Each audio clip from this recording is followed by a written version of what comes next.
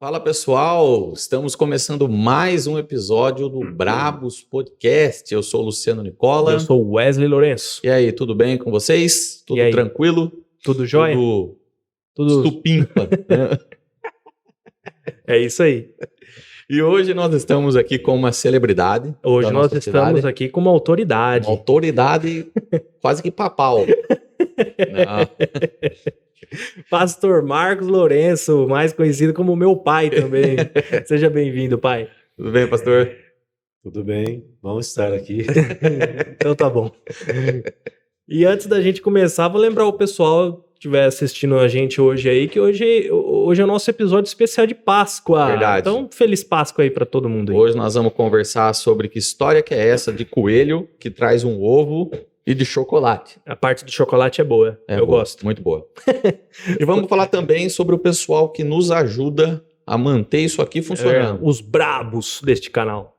E o primeiro deles é o Colégio Batista. Mandou um texto aqui pra gente dar uma olhada. Você ia falar textão. Eu ia falar textão. Mas é porque o texto é grande, mas não é tão grande não, é rapidinho. Vamos dar uma olhada aqui no que o recado do colégio pra gente. Olha o tamanhinho. Um abraço pra Raquel e pra Janaína. Tá escrito assim, então vamos lá. Colégio Batista. O Colégio Batista de Bitinga é considerado uma das melhores escolas da região. É verdade. Possui 3 unidades, atendendo desde o bebê de 4 meses até o jovem do ensino médio. Toda a sua equipe de professores é de altíssima qualidade, com professores especializados nas áreas que lecionam. A estrutura do colégio destaca-se como uma das mais modernas e completas do município e da região. O trabalho diferenciado do colégio, desde 1996, alcançou tanto sucesso em razão de essa equipe unir um ensino de excelente qualidade ao trabalho com princípios e valores. Além de terem sido o primeiro colégio a implantar o programa de trabalho socioemocional da Ibitinga. Olha aí. É verdade. Então, é a receita do sucesso, Luciano. E o resultado? O resultado? Os alunos aprovados nas universidades do país e seres humanos mais preparados emocionalmente para os desafios desse mundo contemporâneo aí. Olha que textão bonito, né, rapaz? Colégio Batista, uma escola com princípios. Trocando de pato pra ganso, explicando, é uma escola linda. Se você não conhece, se você passa na frente só e nunca viu lá dentro, e você tem um filho e gostaria de conhecer a escola, dá um pulinho lá. É isso aí. O link tá aqui na descrição. E no QR aqui, ó. E no QR Code que você já tá acostumado. Se tiver no celular aí, ó, só apontar a câmera aqui para esse QR. A escola por dentro é linda, parece um shopping. É verdade. Parece um shopping. Muito bom. E nós temos também o nosso segundo patrocinador de hoje, que é a Yamp. Um novo patrocinador, Wesley. É isso aí, que da hora, cara. Muito legal, conversei Obrigado, hoje, pessoal da Yamp. Hoje não, conversei essa semana com o CEO e fundador da Yamp, verdade. Lucas Colete. Grande Lucas. Mandou aqui pra gente, aqui, ó, a Yamp é uma plataforma de e-commerce acessível e super simples de utilizar. Através da plataforma você consegue montar e personalizar a sua loja virtual em poucas horas. E o mais legal é que tem planos isentos de mensalidade. Aí tá fácil, né? Aí deu, hein? Aí deu de graça. Onde você só paga uma comissão pelos pedidos que você vendeu, ou seja, não há custo fixo. Monte sua loja em www.yamp.com.br. Se quiser, o link também está na descrição. E no QR. E o QR, se você apontar o celular, já vai direto. Eu estava dando uma olhada nessa semana. E você, tem muita gente aqui na cidade que vende por outros marketplaces, a gente não pode falar o nome, e às vezes acaba pagando uma comissão bem grande, às vezes até de 16%. A loja da Yamp, você pode começar a loja sem custo nenhum e você só vai pagar a comissão daquilo que você vender, que é de 2,5% no plano gratuito. É muito menor que os 16% que a galera tá acostumada aí. Então você que já vende em outros marketplaces, dá uma olhada lá. Dá uma olhada, não precisa fechar que você já tem, né? Isso, faz um continua. E acessa lá, www.yamp.com.br e você já vai conhecer, tem 3 planos lá, que você pode escolher. E tem um plano gratuito, você pode fazer um teste. Top Tá bom? demais! Com Esse é brabo. Com o checkout transparente da Yamp. Legal, hein? Muito bacana mesmo. Tecnologia pura, rapaz. Yamp.com.br, acessa lá para você conhecer um pouco mais sobre o que o pessoal tá fazendo. Muito legal mesmo, viu? E muito obrigado por estar com a gente aqui também. Abraço para todos. Vamos lá? Vamos lá. Vamos começar falando sobre a Páscoa. A gente devia ter comprado um ovo de Páscoa. É verdade, né? Não pensamos. É verdade. A gente podia até estar comendo em vez de jujubinha, ovinhos de Páscoa. É verdade. Seria mais legal. Tudo bem, pastor? Tudo bem. Chamamos o pastor. Aqui eu fui pesquisar no Facebook do seu pai. Procurei lá Pastor Marcos e não achei. Não? Não. Aí, por quê? Porque o nome dele não é pastor. O nome dele é Marcos. Mas eu já tô tão acostumado. Você já digitou Pastor Marcos. Tá certo, aí fica uma dica. Fica meio como que o nome dele, né? Pastor Marcos. É verdade. Tá certo.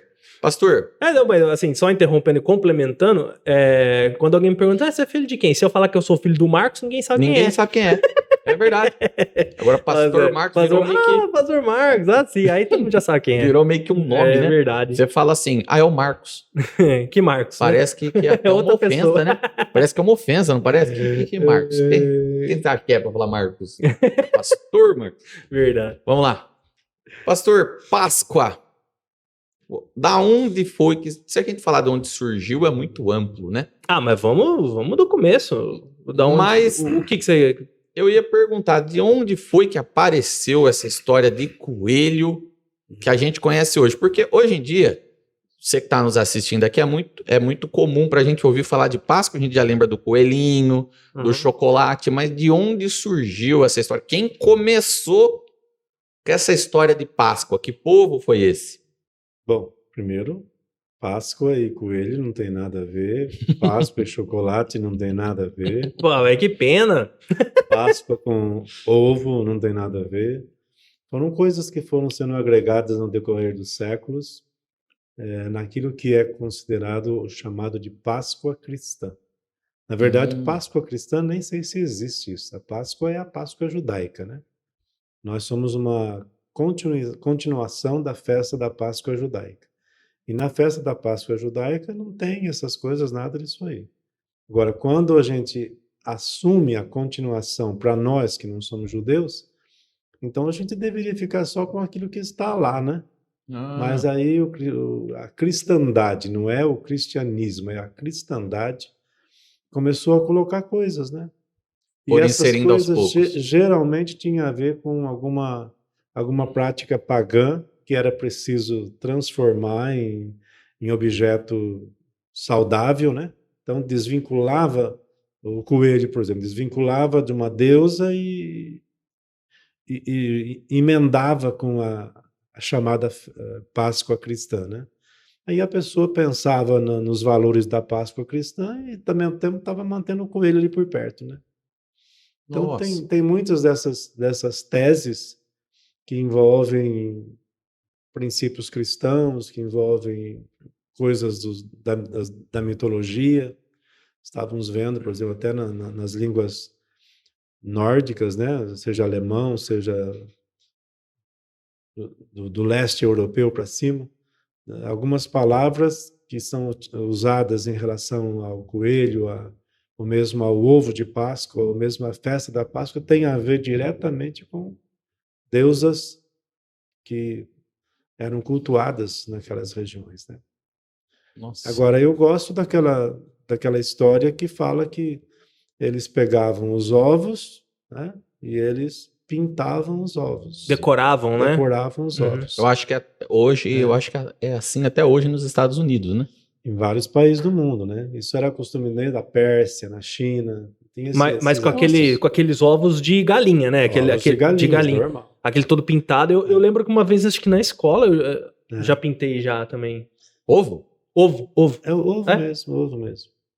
Aí no caso, na França é que surgiu essa história de colocar chocolate para ficar mais simpático, vender, né? dar um pouquinho mais de dinheiro. Então, isso foi da França já. Nossa. Confeiteiros franceses. Começou então lá. E tinham, inclusive, alguns que tiravam, mas isso do século XIX para cá. É uma coisa recente, né? Relativamente. Tudo recente. Os ovos pintados é antes da Páscoa, é antes de Jesus, né? Bem, muito antigo esse costume.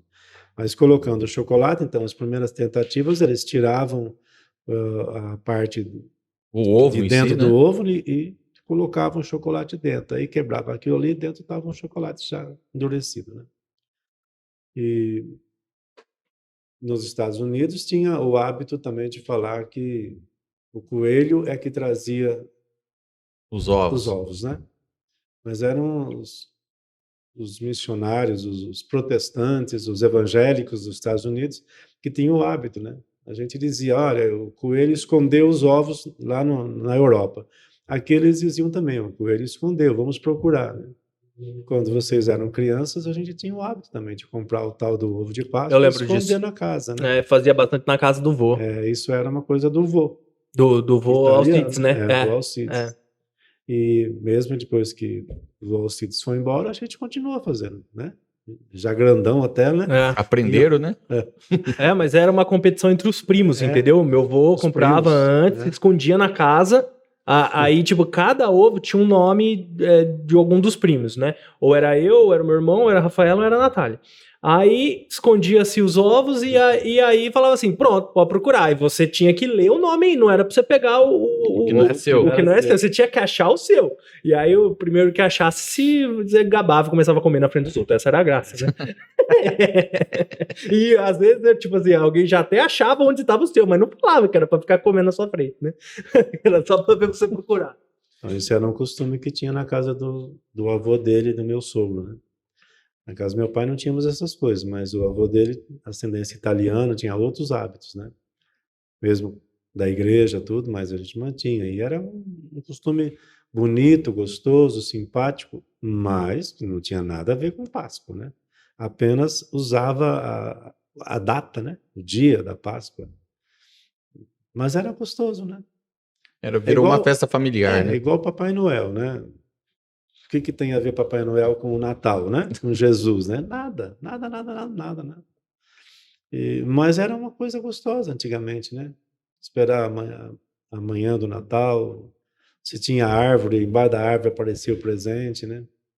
A meia, né? Então são coisas que eles vão criando e é até interessante, cria uma atmosfera familiar, mas não tem nada a ver. E vira um pouco de comércio também, um pouco sendo simpático. Né? Um pouco sendo simpático. Já aproveita o embalo, né? Aqui nós somos de agência de propaganda, né? Quando que você fez uma arte de Páscoa que não tivesse chocolate, coelho ou ovos? Tem que ter. Né? Você nunca fez uma arte de Páscoa pro comércio. E dá certo. E dá certo, porque nós não vamos comer. É verdade. O pastor disse que... desculpa. Não, pode ir. O pastor disse que essa festa, então, é uma festa judaica.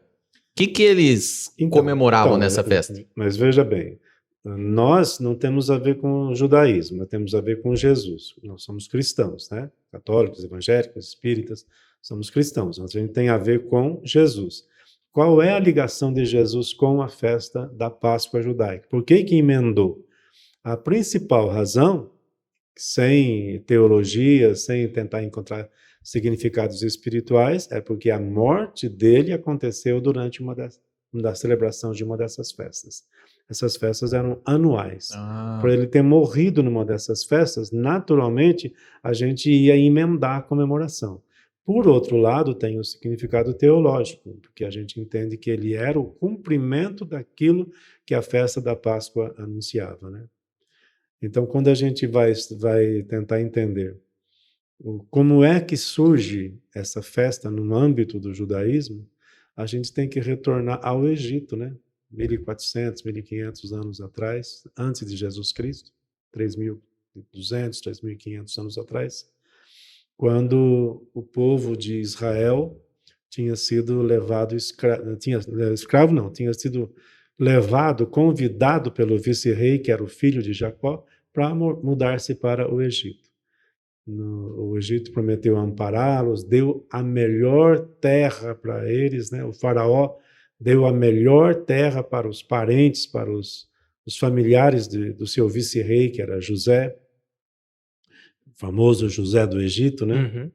E eles então descem e lá eles vão crescendo. Eles descem com 70 pessoas e de repente são milhares, Milhões, né? milhões, né? É. Também, né? Só de homens, quando eles saíram, eram 600 mil. Então, com certeza, e eles estão vivendo aonde? Na melhor terra do Egito. E repentinamente há porque esse povo, esse faraó que dominava o Egito nessa ocasião, era um faraó que vinha de uma invasão estrangeira, não era do Egito, não eram egípcios. Há alguns que acreditam que eles fossem Íquizos, né? Então, essa família de faraós, essa dinastia desse período, ela é invasora.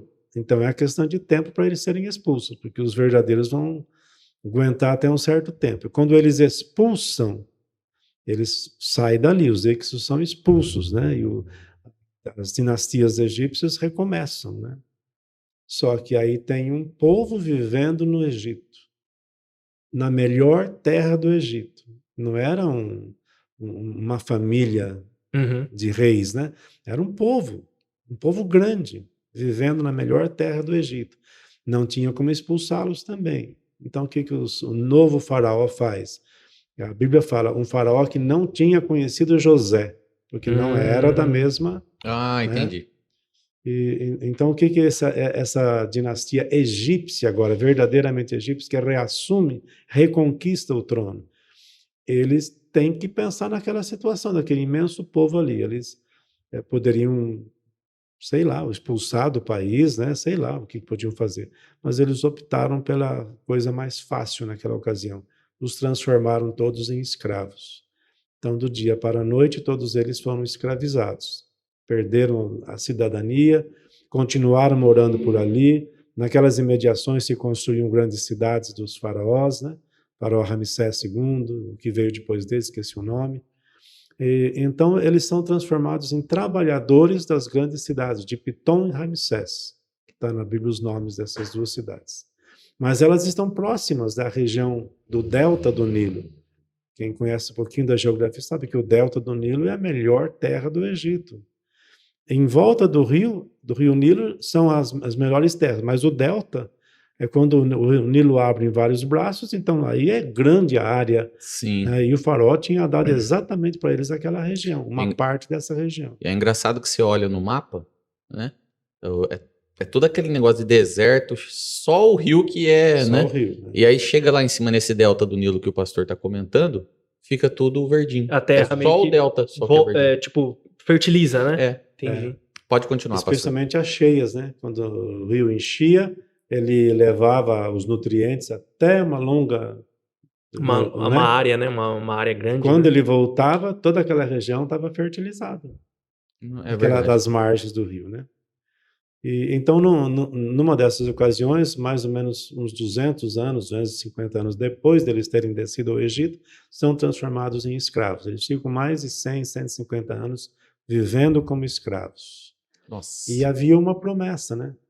Promessa de que Deus levantaria um libertador, eles sabem disso. O conhecimento bíblico, não tinha Bíblia, então o conhecimento religioso era bem resumido, era só de pai para filho, não tinha nada escrito dos elementos religiosos dele, mas eles sabiam quem eles eram, que eram filhos de Abraão, descendência de Abraão, de Isaac, de Jacó, que Abraão tinha encontrado o Deus revelado pela Bíblia, então eles conheciam algumas coisas. Cultuavam do jeito deles, bem rústica a forma de adorar a Deus e cultuar a Deus, mas eles faziam algumas coisas, né? E aí, de repente, são escravos, a quem eles vão pedir socorro? Para os deuses do Egito? Havia Deus de tudo quanto é tipo no Egito. E alguns começam a clamar para o Deus de Abraão. E havia aqueles que diziam, olha, tem uma promessa. De fato, nós sabemos que tinha uma promessa, que ia levantar alguém, que nós entendemos que seja Jesus Cristo, que a promessa falava. Eles pegaram como sendo uma coisa deles, né? Para eles, para aquele momento. Deus vai levantar um de nós, Deus vai levantar um libertador. E aí os anos foram se passando, o faraó vendo que não tinha o que fazer com aquele povo, ele se preocupa e ele quer impedir aquele povo de prosperar, de crescer. Então, a primeira tentativa do faraó é ordenar as parteiras, que eram chamadas para ajudar as mamães hebreias, né, que matassem os bebezinhos, né, antes de nascer, ou no nascimento. Desse um jeito, mata o nenenzinho e depois diga que nasceu morto ou que teve uma complicação, né?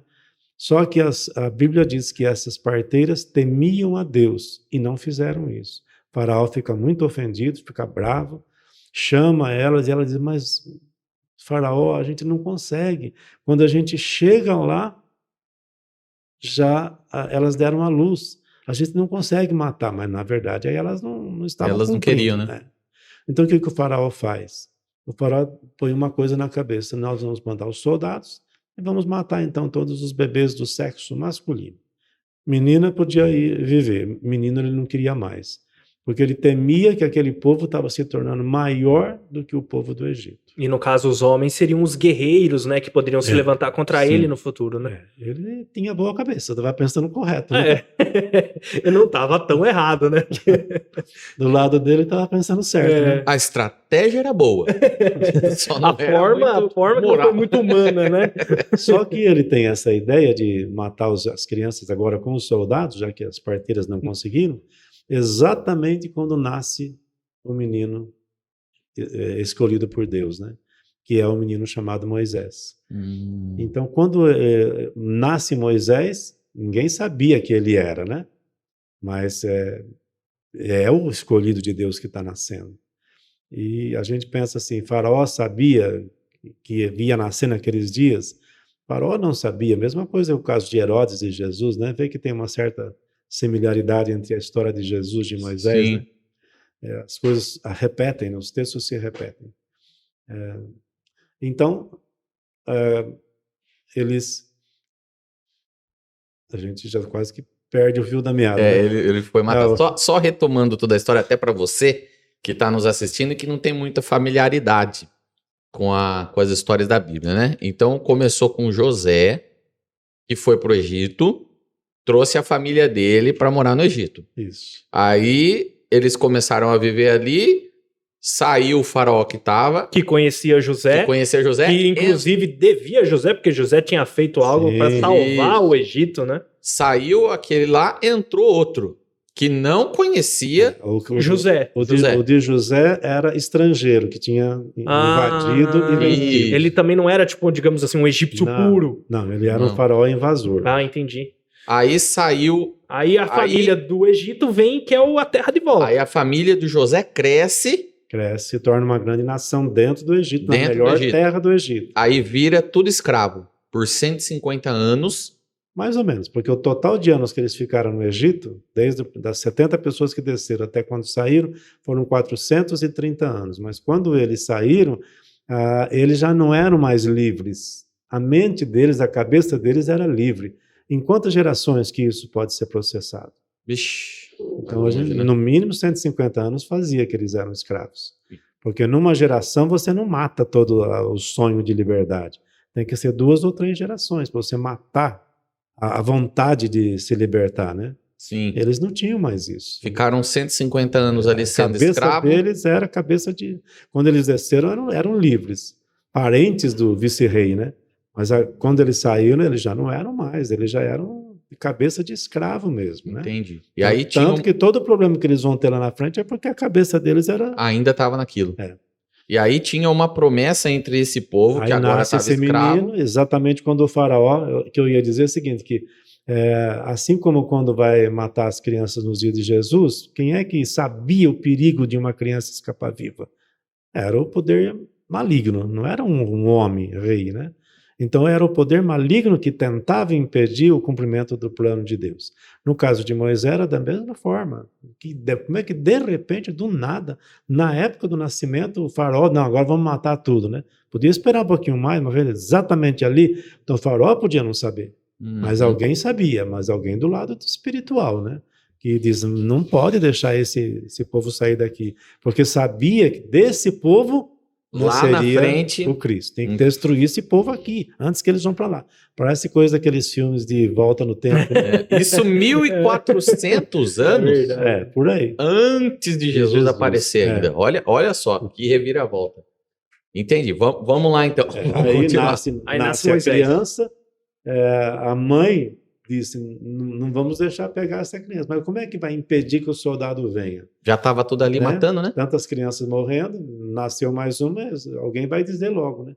Então ela tem a ideia de fazer um cesto, uma pequena arca, né? Um cesto de vime e forrar com betume, que é mais ou menos como piche, e aí enrola a criança dentro, coloca uma tampa e põe no rio Nilo, ali nas proximidades.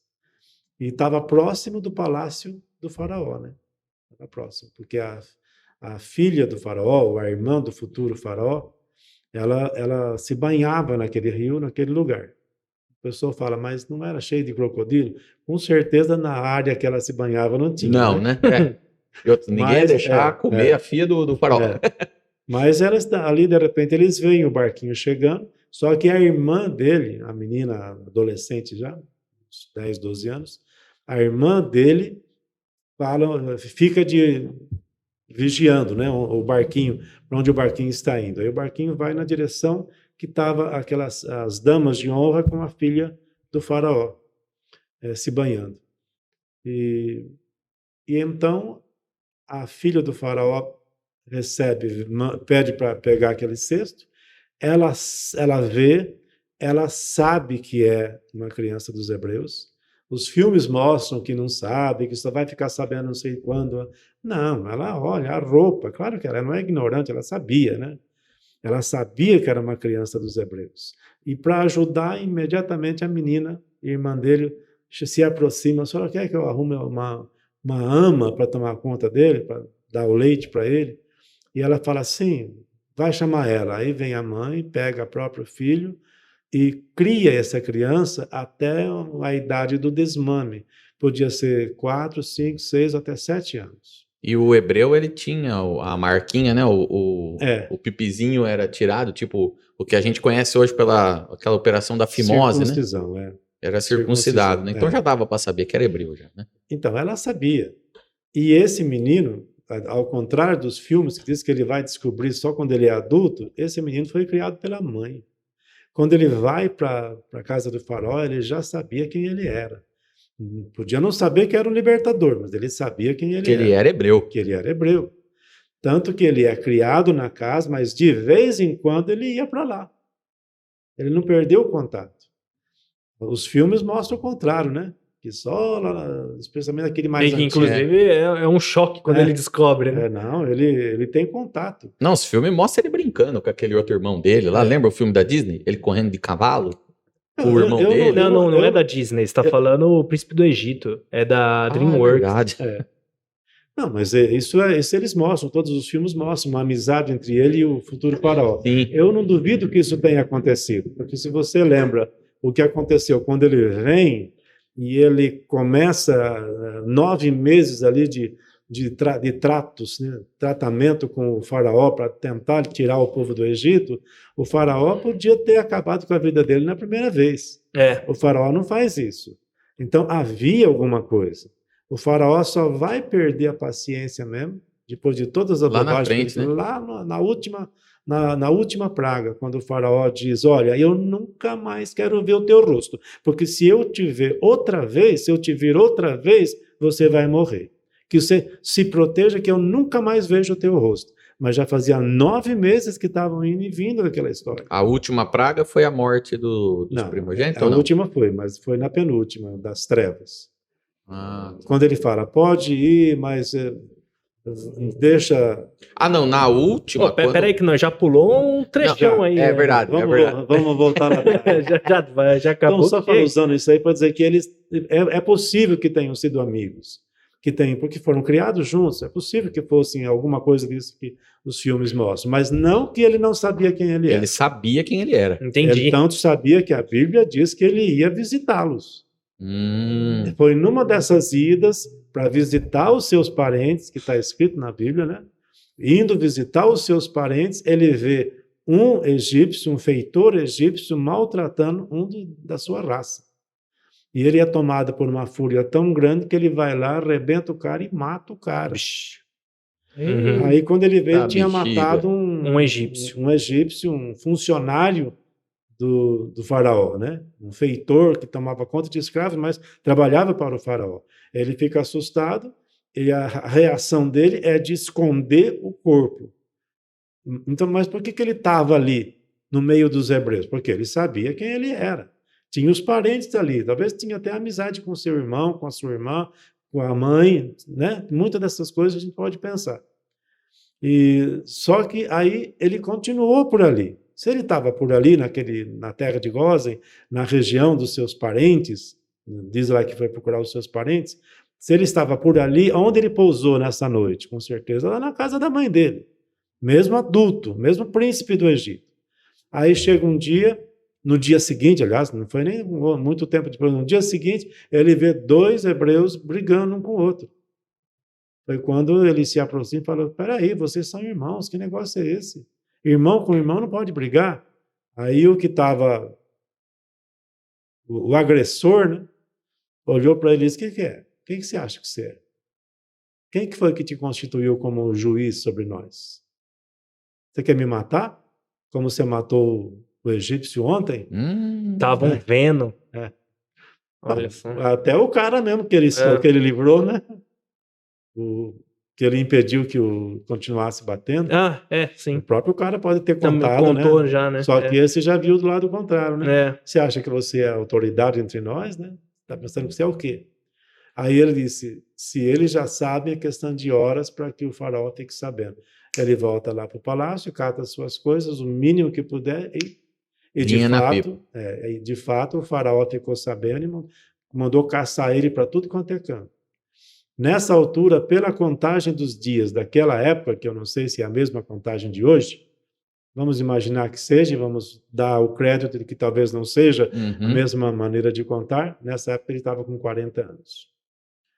E aí ele desaparece do Egito. Ele literalmente morreu para o Egito.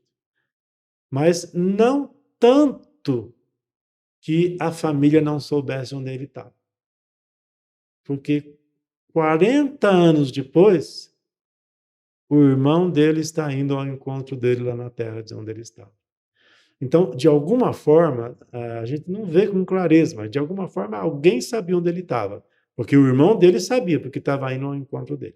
Mas, aos 40 anos, ele desaparece e ele envereda pelo deserto, sobrevive ao deserto e passa o Sinai, as montanhas do Sinai, e vai para a terra de Midian, onde havia uma tribo. Ele se associa, se liga a essa tribo, se casa com a filha do sacerdote, Jetro, sacerdote de Midian.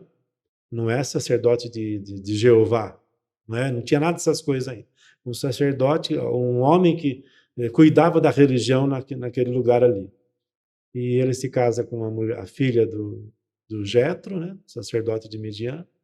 Tem 2 filhos. E os anos vão se passando, ele se torna um empresário, pastor de ovelhas, tem rebanhos, né? Ele se torna bem de vida, os anos vão se passando, mais 40 anos se passam. Ele está chegando aos 80 anos pela contagem daqueles dias. Mais uma vez, se é igual à nossa contagem, não vou jurar nem nada, né? Porque a Bíblia fala que ele estava com 80 anos. Cuidando de ovelhas. Então, não era um velho de 80 anos que vai para as montanhas. Ele era alguém que devia ter um pouco mais de força, né? A gente não sabe direito como é que era a história naqueles dias.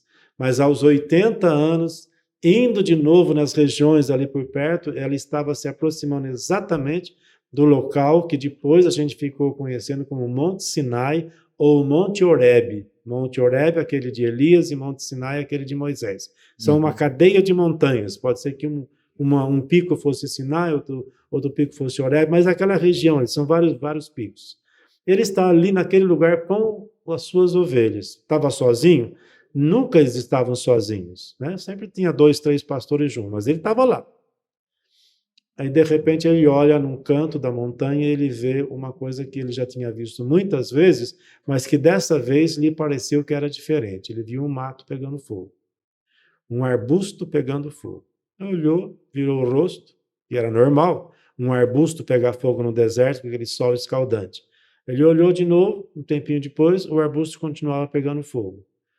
Ele disse, nossa, está demorando para queimar. Deu uma voltinha, olhou de novo, não é possível. Está queimando, não acaba de queimar? Então ele pensou, vou ver o que é aquilo. E começou indo na direção do arbusto que queimava e não se consumia.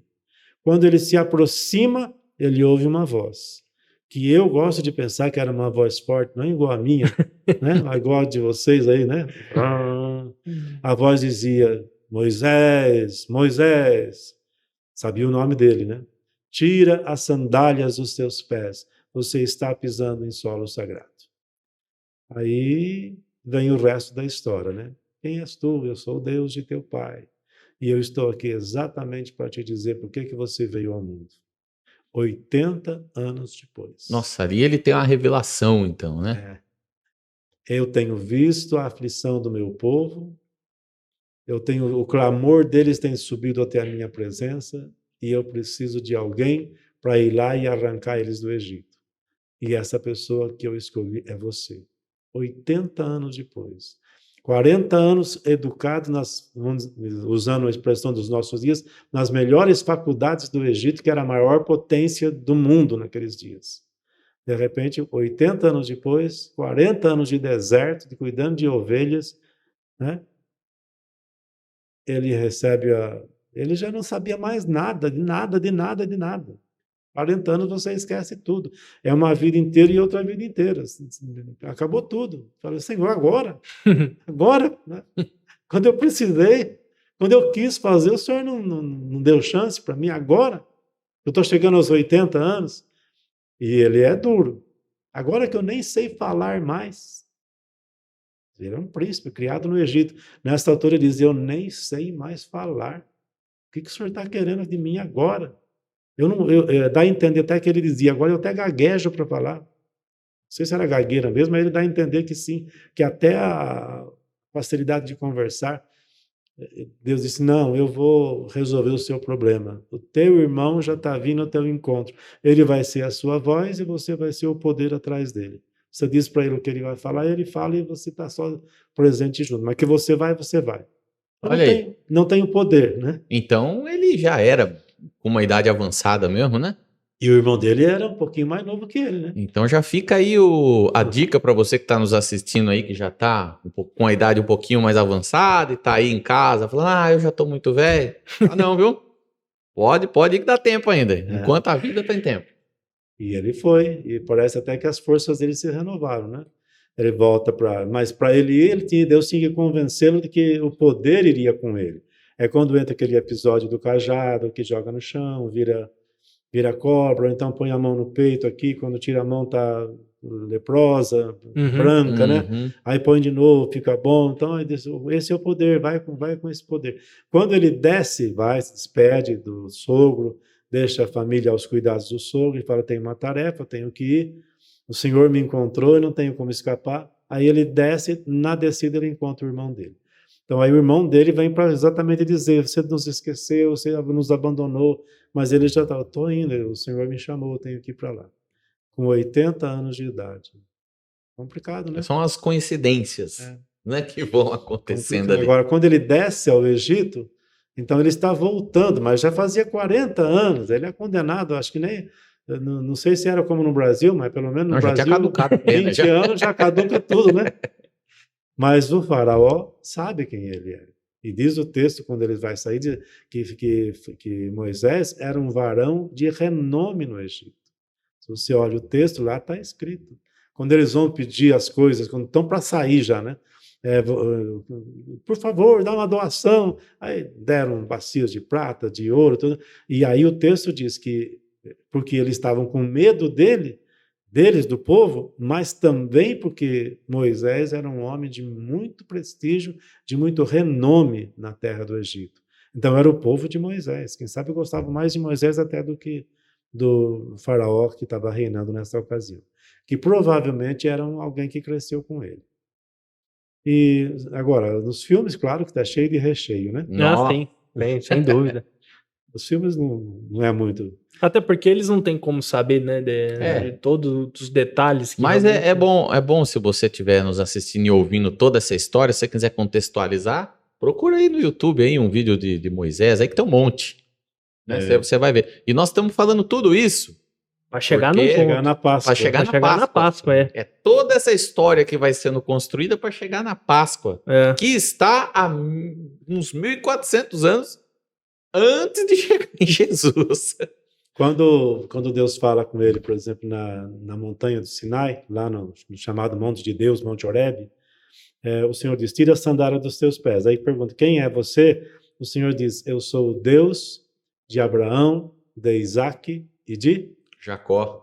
Por que Jacó? Jacó era pai de José. Mas quando Jacó tem um encontro com Deus lá É o de Jaboque? No Val de Jaboque, lá no Peniel. O Senhor não mudou o nome dele? Muda o nome dele para Israel. Por que Deus chama ele de Jacó, ele era o Deus de Jacó, né? Então eu gosto muito dessa expressão. Já fazia muitos anos que isso tinha acontecido. E eles se consideravam filhos de Israel, não filhos de Jacó. Sim. Né? Quando desceram, sim, nosso pai Jacó. Eles continuavam chamando o pai de Jacó. Mas agora eles já sabiam que eles eram os filhos de Israel, porque Deus tinha mudado o nome dele. Mas quando Deus fala com Moisés, 500 anos depois, mais ou menos, 430 anos depois, o Senhor fala, eu sou o Deus de Abraão, de Isaac e de Jacó. E a gente sabe por que Deus mudou o nome de Jacó para Israel. Jacó era um nome feio, né?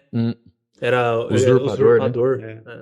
Só para contextualizar você, Jacó era o pai de José, que era o cara que tinha descido para o Egito primeiro. Né? E que trouxe a família dele lá, e que essa história que o pastor contou que foi escravizado, né? todo. Que rolo que tá esse negócio aí. Não, mas eu tô entendendo. Não, eu também, mas eu tô tentando só contextualizar para quem tá em casa que não também, tem essa mesma familiaridade. Mas o que eu tô falando a respeito desse, eu sou o Deus de Abraão, de Isaac e de Jacó, eu estou olhando para o detalhe o seguinte, a gente, às vezes, fala, meu Deus, eu não sou uma pessoa boa, eu tenho tanto defeito, Senhor, muda o meu nome, né? Deus muda o nome. E aí você fala, Senhor, agora o Senhor esqueceu quem eu era, né? Agora sim, está sepultado, Senhor, não, eu ainda sei quem você foi, né? Eu sei tudo, e eu escolhi você mesmo sabendo quem você foi. E o que ele está dizendo, né? É muito especial isso aí. Está dizendo, eu mudei o nome dele, agora ele é príncipe, lutou com Deus e prevaleceu, por isso o nome dele hoje é Israel. Mas eu ainda olho para ele e sei quem ele é. Eu sei quem ele é. Olha que legal. Eu não me envergonho de dizer que eu sou o Deus dele, do Jacó. Eu sou o Deus de Jacó. Se você é uma praga ruim que está assistindo a gente aí, não precisa continuar desse jeito, viu? Outro detalhe também por que, não sei se vocês já pensaram nisso, né? Por que Moisés teve que ir pedir ao faraó para deixar o povo sair? O Senhor diz, desce e fala, deixa o meu povo ir. Tem até uma música eu acho que se ele... espiritual negro, né? Se eles... Deixa meu povo ir. Por que tinha que o faraó deixar? Eu acho que se eles não deixassem e começassem a dar uma miúda lá, sair quietinho, o faraó ia atrás deles. Era a força bruta, os escravos. Foi do mesmo jeito. Não, mas aí o faraó, eu deixei, né? Porque a insistência de Deus em exigir que faraó deixasse. Com tanto rolo, vamos embora, gente. É verdade, se é Deus, né? Com isso, né? Faz sentido. Se é Deus que estava mandando, ele podia mandar. Se transformou o cajado em cobra, fez todas as coisas lá, pronto, paralisa os egípcios lá por 2 dias, já era. Deus exigiu que faraó, parecia que o faraó vai sem que eu fale nada, criatura, né? Por que eu tenho que deixar? Eu disse, não, tu vai ter que deixar. Então, são coisas que a gente encontra na Bíblia que tem um significado muito, muito forte, muito, muito especial, né? Quando o faraó desce ao Egito, quando Jacó desce ao Egito, ele está lá em Canaã, ele não sabe o que tinha acontecido com o filho, mas ele vai orar. Diz, Deus, estão falando que o meu filho está lá, encontraram meu filho. E aí ele está querendo que eu vá, e Deus fala para ele, vai, porque eu entreguei você aos cuidados do faraó. Eles vão cuidar de vocês nesse período difícil. Deus deu aquela família para o faraó tomar conta. A política arrancou aquele faraó, veio outro, todas essas coisas. Mas Deus disse, não, eu entreguei. Se eu entreguei para ele tomar conta, ele vai ter que devolver. Olha. Ele tem que devolver.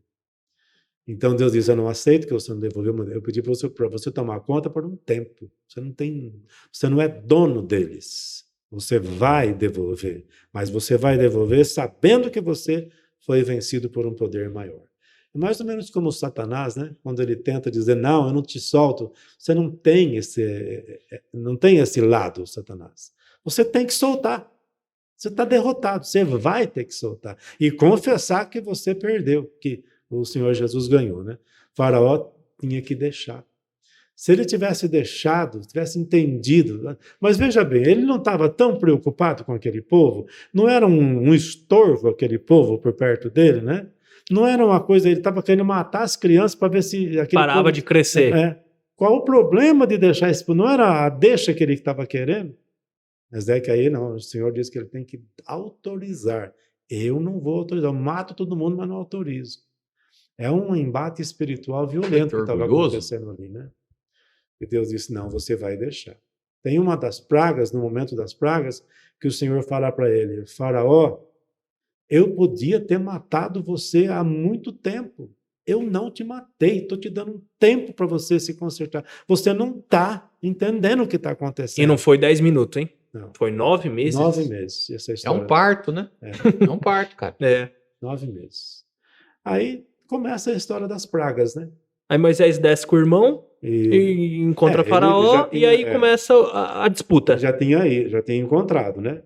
Sim. O que você veio fazer aqui? Veio pedir para você liberar o povo do Senhor. Nem era para ir embora de vez. Era só para ir 3 dias pelo deserto para adorar a Deus e depois podiam voltar. Não tinha um plano ainda de ir embora, né? Porque vocês vão fazer? Vamos cultuar a Deus. Mas no deserto precisamos ir e temos que 3 dias até encontrar o lugar certo. Precisamos de todo o povo. Eu disse, não, você está brincando comigo? Não vai, não. E aí chamam os funcionários, olha, eles estão brincando comigo, estão com tempo de folga, aumenta lá a carga de trabalho. Né? E aí piorou a situação. Mas aí chega o dia do festival das cheias do Nilo. O Nilo era reverenciado como um deus. Os crocodilos eram deuses também, mas o rio Nilo em si era chamado a mãe do Egito, a deusa mãe do Egito. Então, numa dessas festividades, Faraó ia e pegava água, fazia aquele ritual religioso. É quando Moisés chega e coloca o cajado no rio e as águas se tornam sangue. É uma coisa, assim, estranha, porque isso não era uma coisa muito anormal. O anormal é acontecer naquele momento, né? Porque o rio Nilo, de vez em quando, recebia detritos que vinham dos afluentes lá do centro da África e deixava tudo mais ou menos vermelho por ali. Mas agora acontece de uma forma diferente, né? Todas as águas ficam dessa forma, ficam vermelhas, não se sabe se é sangue, mas é como se fosse sangue. E o faraó, a reação dele, o texto diz que a reação do faraó foi ignorar assintoso, como se nada tivesse acontecendo. O texto diz, nem quis considerar em seu coração o que tinha acontecido. Interrompe o festival, vai embora, deixa o povo sofrendo e não está nem aí com nada. Nada a ver com nada dos nossos dias, né? Mas é um faraó, né? Bom, aí passa aquele negócio acaba acabando, né? Porque a água volta ao normal. Os egípcios tiveram que cavar poços para poder ter água, para eles poderem sobreviver. A água ficou sem condições de ser usada. Aí vem a segunda praga. A segunda praga, que são acontecimentos, são chamados de pragas, mas são acontecimentos. É a chamada praga das rãs. Então, aí é rã para tudo quanto é lado, tudo quanto é canto. Você abre, rã. E ele tem Rapaz! Coisa de gente que ia ter problema, né? Não, meus pais estão lá no sítio, no acampamento. Então, lá tem tudo, né? É sítio. Então, tem dia que a gente chega lá e tem um sapo, um visitante na entrada, né? Um cururu ali. A minha irmã, às vezes, ela chega, ela grita para a gente expulsar o visitante. Mas, coitadinhos, né? A empregada do dia, não, ela cata, leva para longe, tadinho, né? Ela trata como se fosse da família. Mas você imagina, tem um casal de sapo ali. De vez em quando eles aparecem ali, na entrada da casa do meu pai, porque acende as luzes, começa os bichinhos. Né? Ali é um banquete. Tem atrás dos bichinhos. Mas você imagina, milhões de rãs para tudo quanto é lado, não era sapo, era rã. Né? Uhum.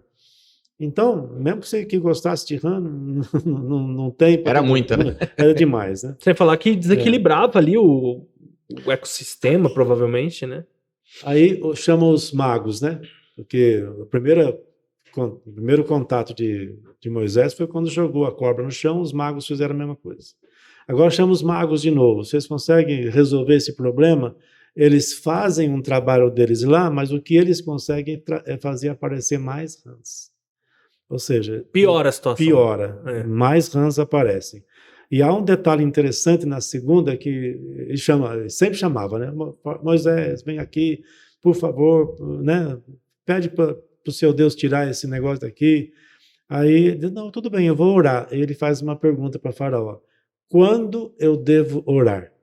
Isso eu acho uma coisa anormal, né? Que dia o senhor quer que eu faça a oração para acabar com as rãs? Olha. O Faraó fala: amanhã. Ou seja, eu aguento mais 24 horas. O Faraó nem para falar, faz agora, por favor. Não, amanhã. Amanhã a gente resolve isso aí. Só que aí a praga cessou e no dia seguinte o Faraó também endureceu o coração, não deixou o povo ir embora. E vem a terceira praga. E é assim, o Faraó podia falar, não, eu deixo, e depois ele volta para trás e diz, não, ele cancelou. Podia dizer, não, ele já deixou agora, não, vamos, porque agora ele deixou. Não. Quando eles saem, aí não, aí já foi diferente. Uhum. Na terceira praga apareceram piolhos.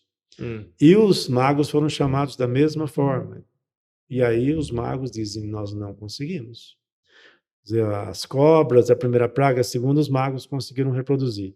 Agora, na terceira, eles não conseguiram fabricar piolhos. E aí os magos dizem para Faraó, Faraó, por favor, toma cuidado, isso aí é dedo de Deus. Nós não estamos conseguindo fazer. Chegamos no nosso limite, mas o coração de Faraó está endurecido e ele não deixa o povo sair. A quarta praga foram as moscas, né? A partir dessa quarta praga, Deus diz, agora eu vou separar o meu povo do povo que não é meu povo. Então, na terra de Goshen, de Gozém ou de Goshen, que é lá no delta do Nilo, onde estava as tribos de Israel, naquele lugar as pragas não alcançavam mais. A terceira foram as moscas. Então, moscas para o Egito inteiro, menos naquela região. Menos aí o faraó chama. O faraó quer agora começar a negociar. Eu tenho aqui escrito para mim não falar bobagem, Sim, né? sim, fica O faraó tranquilo. começa a negociar. E ele propõe uma coisa para eles. Por que vocês têm que sair daqui? Vocês não querem fazer a festa espiritual? Façam aqui. Eu dou condições para vocês, dou autorização, cultuem a Deus aqui, diante de nós, pertinho de nós. Aí Moisés é uma pessoa assim, né? Ele tenta ser gentil nesse momento, né? Ele fala, não, faraó, não vai dar certo. Por que a gente tem que ir embora? Por causa do seu povo. O povo do Egito é muito sensível. Se eles enxergarem a gente matando um animal que eles consideram sagrados, nossa, eles vão ficar horrorizados, com sangue escorrendo, eles vão se levantar contra nós. Então, por bem do seu povo, nós precisamos sair de perto deles, né? Faraó entende e concorda, né? Tudo bem, mas vamos fazer um negócio? Não vai muito longe, tá bom? Vocês podem ir, mas não muito longe, não esqueçam de orar por mim. Quarta praga. Moisés ora, as moscas desaparecem, mas Faraó volta atrás e não permite ninguém sair mais. Vem a quinta praga, que é as pestes... Outra em ruim também, né? A peste nos animais. Couro comendo, Não. ele tomando papeiro. Ele amolece e endurece, amolece e endurece, amolece e endurece. Moisés avisa que essa quinta praga, que é a peste nos animais, vai atingir os rebanhos do Egito, menos da terra dos israelitas. Faraó, quando começa a atingir peste os animais dele, fala, deixa eu ver se é verdade, vai lá dar uma espiada assim. Alguém vai lá, espia e fala, não, lá não aconteceu nada. Mesmo assim, ele fala, não vai sair ninguém, não. Não é fácil esse Faraó, né? Na sexta praga, aparecem úlceras nos homens e nos animais. Mas o Faraó estava com o coração endurecido, não vai sair ninguém. Não deixou o povo sair. Aí a sétima praga, quando começou era mais ou menos julho, agosto, por aí.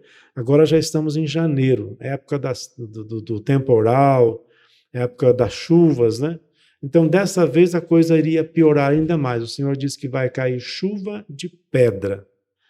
E já era o tempo da colheita do linho, da cevada. Então era o tempo que essas coisas apareciam. Só o milho ia escapar dessa sétima praga, porque o milho não tinha brotado ainda.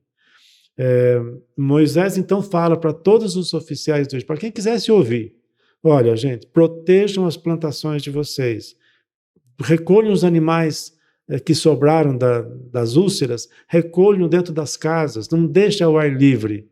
Muitos fizeram isso, dos oficiais de Faraó. Muitos não deram crédito, mas muitos fizeram isso, né? E quem deu crédito, quem acreditou, foi poupado, porque só atingiu quem estava fora dos abrigos, né? Dessa vez, o Faraó manda chamar Moisés, agora ele está quebrantado, agora ele reconhece que ele e o povo dele tinha pecado contra Deus, que Deus é justo, que o que está acontecendo é consequência do pecado dele, mas Moisés já não dá mais crédito, né? E agora já é Moisés que não acredita, né? Prometeu tantas vezes. Você não vai fazer, mas eu vou pedir, Deus vai fazer cessar. De fato, como imaginava Moisés, o coração se endurece e ele não deixa o povo ir. Foi a sétima praga, já estava mais ou menos em janeiro. Na oitava praga, agora o Senhor anuncia através de Moisés que viriam gafanhotos. E que tudo que tinha sobrado das outras pragas, o gafanhoto ia acabar com tudo agora. Agora é os oficiais de Faraó que praticamente se ajoelham diante do Faraó. Pelo amor de Deus. Você dá uma trégua. Pelo amor de Deus, para com isso. Deixa esse povo embora. Né? Você não sabe que o Egito já está arruinado. É o que às vezes a gente escuta alguma pessoa falar, Senhor governador, o senhor não sabe que dá... Quase um ano ali já. O senhor não sabe que nós estamos quase que na miséria, né? Quase um ano de pandemia. Deixa o povo ir. Quase um ano de pandemia. Então o Faraó fica meio assim, né? Chama Moisés e fala, tá bom, eu acho que você tem razão, né? Me diga uma coisa, quem você vai levar nessa viagem? Estava negociando de novo, antes da praga vir, né? Ele disse, não, vai todo mundo. Vai os jovens, os velhos, os filhos, as filhas, os rebanhos, os gados, e todos nós vamos, porque a nossa motivação é adorar a Deus. O Faraó fica muito bravo. Você está com muita má intenção? Você está querendo o quê? Está querendo ir embora de vez? Né? Desaparecer? Ele devia agradecer até, né? Vocês não queria era perder os escravos dele, né? Acho que isso já começou a pesar. Vocês estão com má intenção. Você está com má intenção. Você vai levar criança com você? De jeito nenhum. Conselho tutelar, né? Você não vai tirar as crianças para um sofrimento desse. Não vai levar de jeito nenhum. Leve os homens, só os homens. O resto, tudo vai ficar. E praticamente chamou os soldados, expulsa esse sujeito daqui. Aí o Senhor mandou os gafanhotos, e aí o Faraó chama Moisés de novo, né? Você tem razão, eu pequei, né? Pequei contra Deus, agora ele diz que ele tinha pecado também.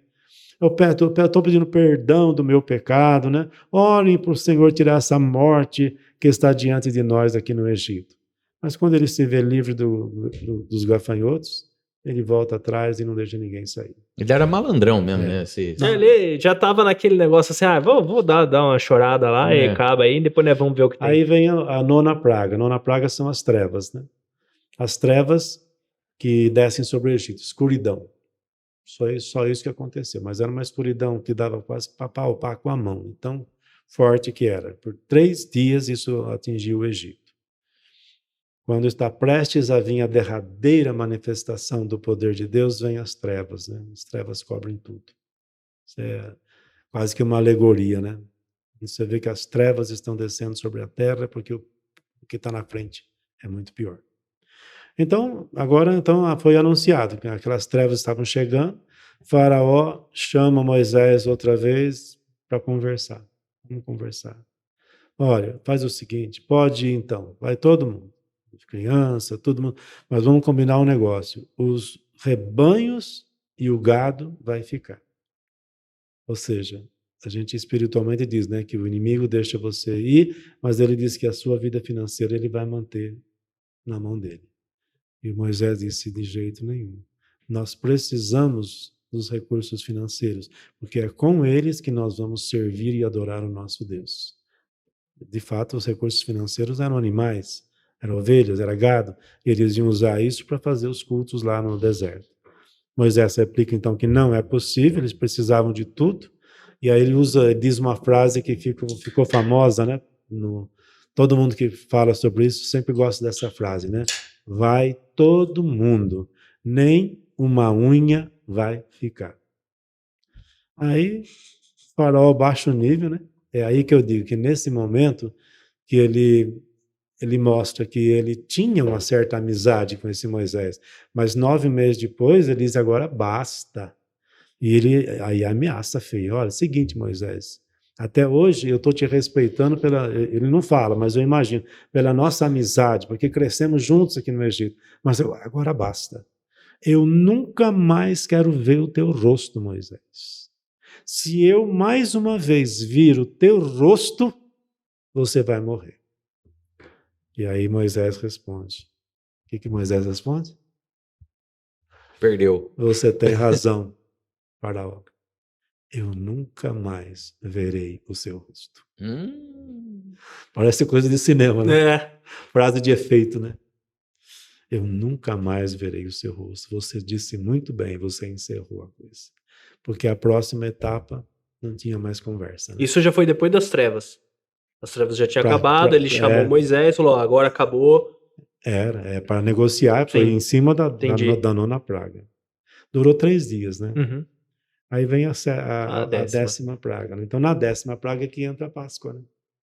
A 10ª praga foi a morte dos primogênitos. Aí a hora que matou o filho dele, aí ele falou, agora eu cato Moisés de jeito. Não, mas a Páscoa, né, então ela é a celebração da noite da libertação. Da noite da libertação, que foi a noite da morte a noite decisiva para que o povo fosse liberto. Moisés anunciou a todo o povo dele.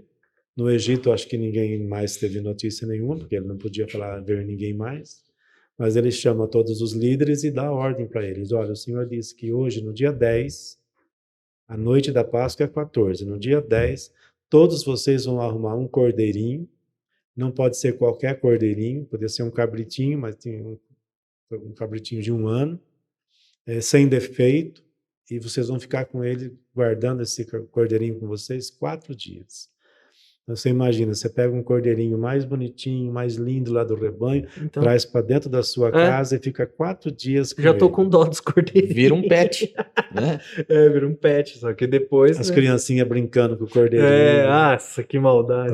O Will e a Olivia correndo com o cordeirinho para lá e para cá, né? Mas isso era proposital também, porque quando você oferecia um animal que não tinha valor nenhum para você, um lá do rebanho, você pegou um agora de dentro da tua casa, que cresceu 4 dias, ficou ali 4 dias com a sua família.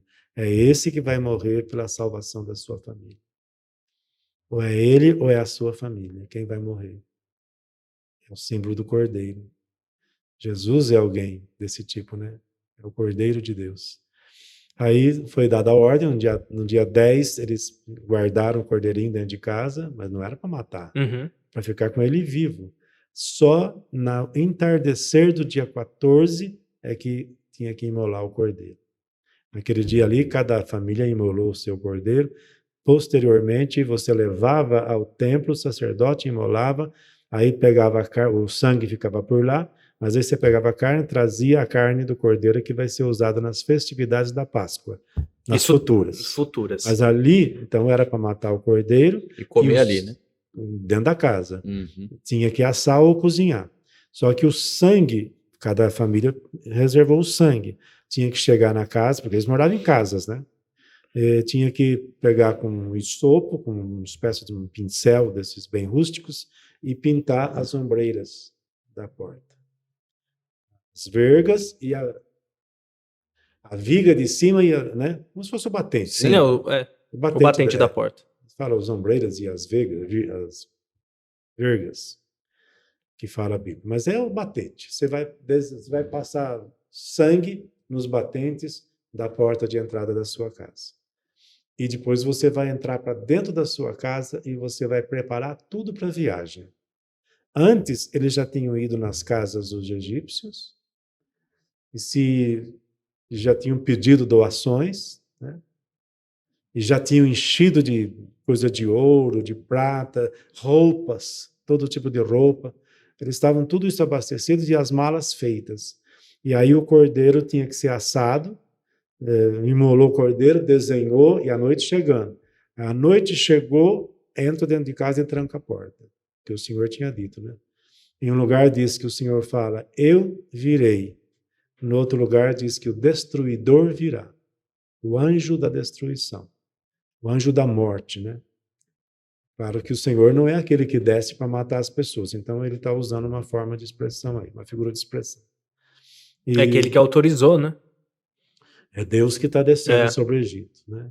Logo depois das trevas vem o juízo de Deus, né? Isso é complicado.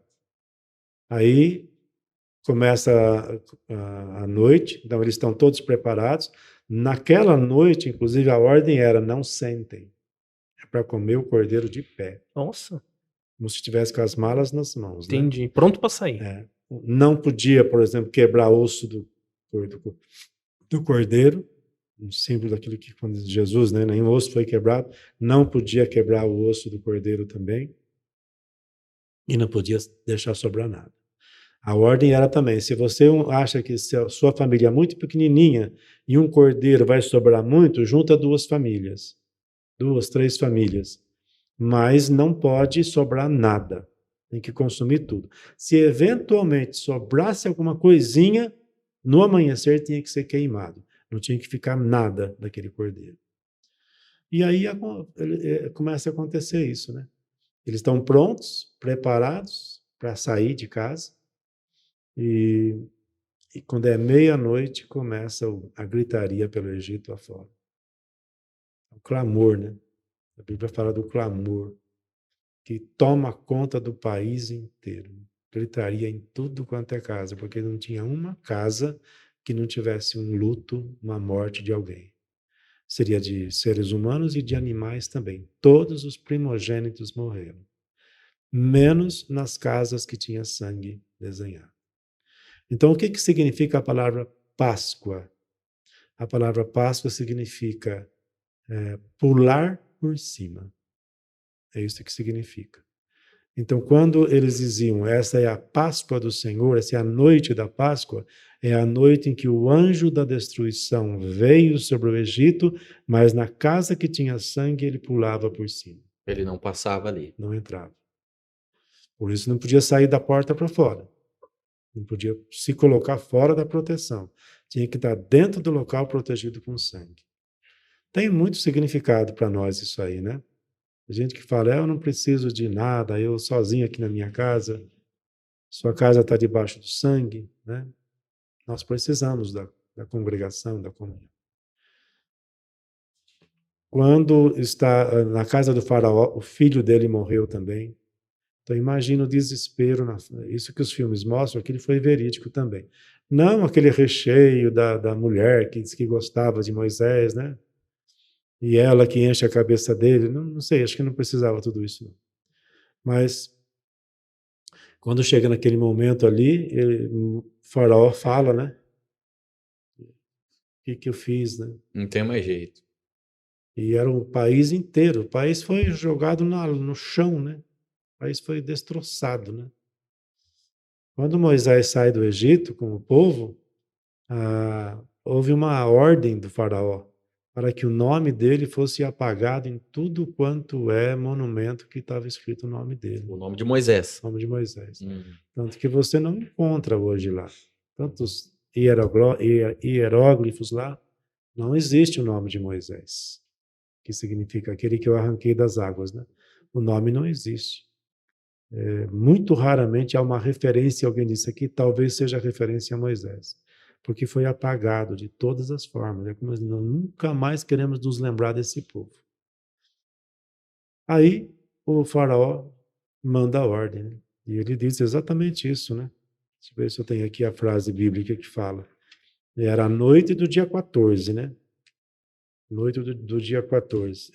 Levantem-se, saiam do meio do meu povo. Vocês, Moisés e Arão, e todos os filhos de Israel, vão embora. Sirvam ao Senhor vosso Deus como vocês tinham pedido. E levem tudo, levem ovelhas, levem o gado como vocês disseram que precisavam levar. Vão embora e, por favor, me abençoe. Essa é a frase final. Outra coisa também que não dava tempo de fazer era o pão.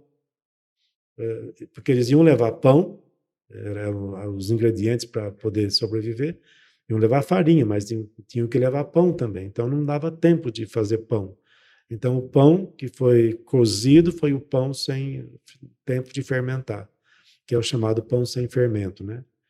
E por isso que quando eles faziam essas festas futuramente, por 7 dias eles tinham que tirar todo o fermento da casa. Era para lembrar o tempo que eles estavam sem tempo para fazer pão. Entendi. E daí que veio, então, o pão sem fermento. Porque eles estavam com pressa para sair do Egito, não dava tempo de fermentar o pão. Saíram com o pão sem fermentar mesmo, para ter o que comer. Eles cozinharam o pão, né? Assaram o pão. E depois se tornou o símbolo da festa ali, da Páscoa. Quando acontecia a festa, essa festa se juntou com os 7 dias que vinham a seguir. Então tem a festa da noite da Páscoa e 7 dias seguintes. Se juntou tudo e ficou sendo a festa da Páscoa e a festa dos pães sem fermento. Durante 7 dias, tinha que, quando começava... Mas estava um ligado com o outro. No dia seguinte começava, Entendi. 7 dias. Quando chegava nesse ponto, e tem outra data que juntou também, que era chamada Festa das Primícias. Primícias, pães sem fermento, Festa dos Pães Asmos, e a Páscoa, tudo ficou emendado, fez a mesma festa. Porque primícias porque era a primeira parte da colheita, estavam começando a colheita ali. Ia terminar lá nos tabernáculos, mas começava aqui, na festa dos pães asmos, né? Então eles fazem isso, a ordem foi, essa vai ser uma celebração eterna, que nunca vai poder deixar de ser feita para os judeus, né? Festa perpétua, para sempre. São 3 festas perpétuas, os pães asmos ou a Páscoa, os tabernáculos, e tem uma outra também, que agora apagou da minha cabeça. Mas são 3 festas perpétuas. E então, aí, voltando à noite da saída, eles estavam levando o quê? Levando pão sem fermento, porque não dava tempo de fazer pão, e a carne tinha que ser consumida, então eles não levavam carne, porque toda a carne daquele cordeiro tinha que ser consumida no Egito. Era o final. E eles então saem. Ao amanhecer, estava todo o povo de Israel de mala pronta, esperando a ordem. O faraó deu a ordem, Moisés diz, vamos embora. E saiu. E foram na direção da passagem do deserto, né? Só que tem uma coisa especial que acontece. Tinha um caminho que subia lá em cima e pegava reto lá, normal. Mas Deus disse para Moisés, não vai por aqui, desce por aqui. Daqui por aqui tinha um mar na frente. Deus manda, né? Vai por esse caminho aí. O mais difícil. Entendi. Sabendo que tinha um empecilho enorme lá na frente. E aí o faraó se arrepende de novo, né? Esse faraó é complicado, né? Não, normal. Só que agora... Só que ele demorou para se arrepender agora, né? Só que agora o povo já estava lá não fora. Queria mais... Conversa, né? Não, agora ele queria matar todo mundo. Queria vingança. Morreu o filho dele. Queria vingança. Ele vai com o exército. Se alguém não quiser voltar, vai morrer. E até o exército devia estar motivado por seus próprios filhos também. Verdade. Né? Muito ódio, né? Então, foram atrás. E aí o que os filmes mostram é mais ou menos como aconteceu. Então, quando a gente fala hoje da Páscoa, nós estamos lembrando a noite da libertação. Essa libertação vai se complementar lá nas margens do Mar dos Juncos, que a gente lê na Bíblia como Mar Vermelho, e muita gente hoje lê Mar Vermelho, pensa que é o Mar Vermelho.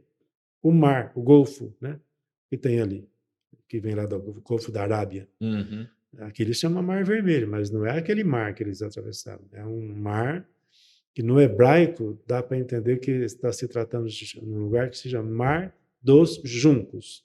Então era algum lugar por ali que tinha bastante água. Onde é também ninguém sabe direito. Mas tinha água e não dava para atravessar. E é nesse local, no Mar dos Juncos, ou Mar Vermelho, porque o junco também fazia a água ficar vermelha. E é ali naquele lugar que Deus quebra a possibilidade de retorno, né? Quando abre as águas e eles passam, a gente costuma fazer a representação desse Mar Vermelho se abrindo com o momento do batismo nas águas, que representam um batismo espiritual. O sol das águas não é muita coisa, mas ele representa uma circuncisão espiritual. Você ouviu o chamado, o faraó teve que te soltar, você saiu do Egito, mas você não está livre ainda. Você tem que passar pelas águas do Mar Vermelho, né? Mar do sangue, né? Que é o... Da morte, né?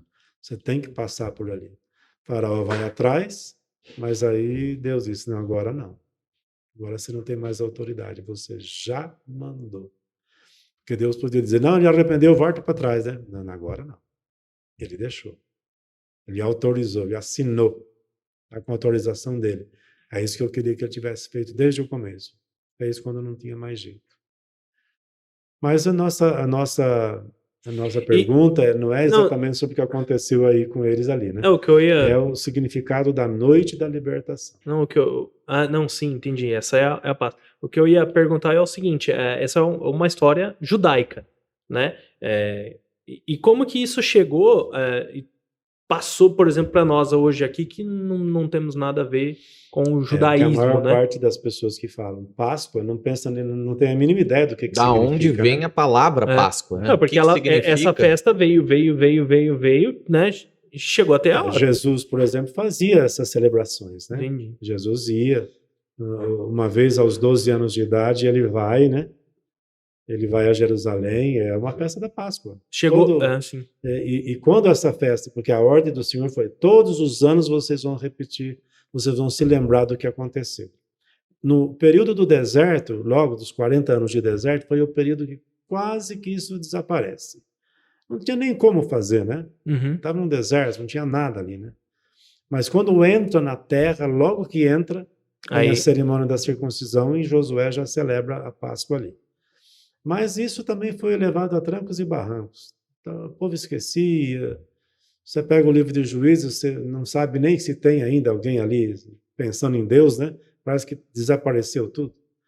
Mas tinha reis que se levantavam quando entraram os reis, e eles restauravam tudo, né? Josias fez uma imensa restauração, até que chega Esdras, depois do cativeiro de Babilônia.